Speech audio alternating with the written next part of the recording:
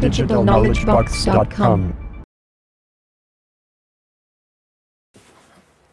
All right, now it is time to pick up the optical drive. You sort of lift it up and out of the unit here. There we go. Voila! There she goes. So now I've successfully removed it. But as you can see, there's still some differences between the one I'm going to replace and this one. All right, so we will continue now with the final touches.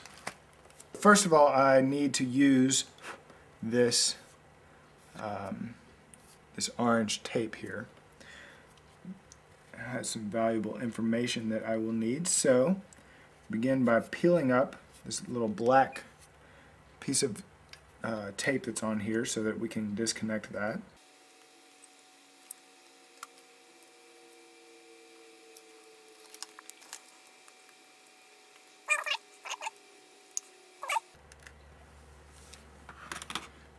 Keep that little piece of tape. May seem like junk, but we'll keep it.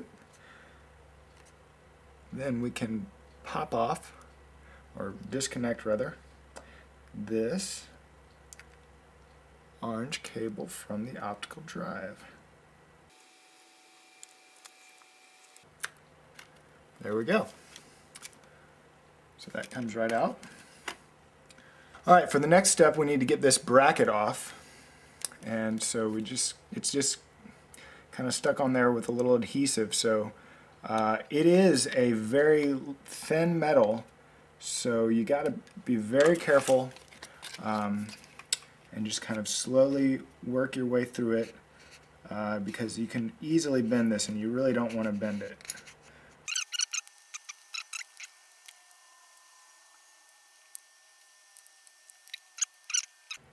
There we go, that was pretty good removal.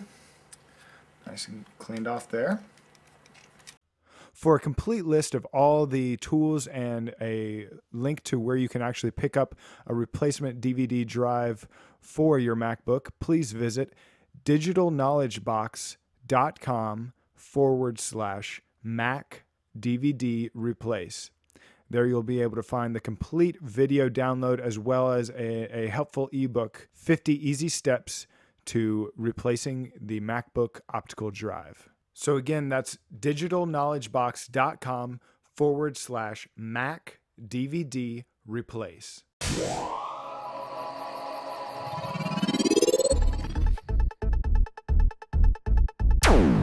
DigitalKnowledgeBox.com.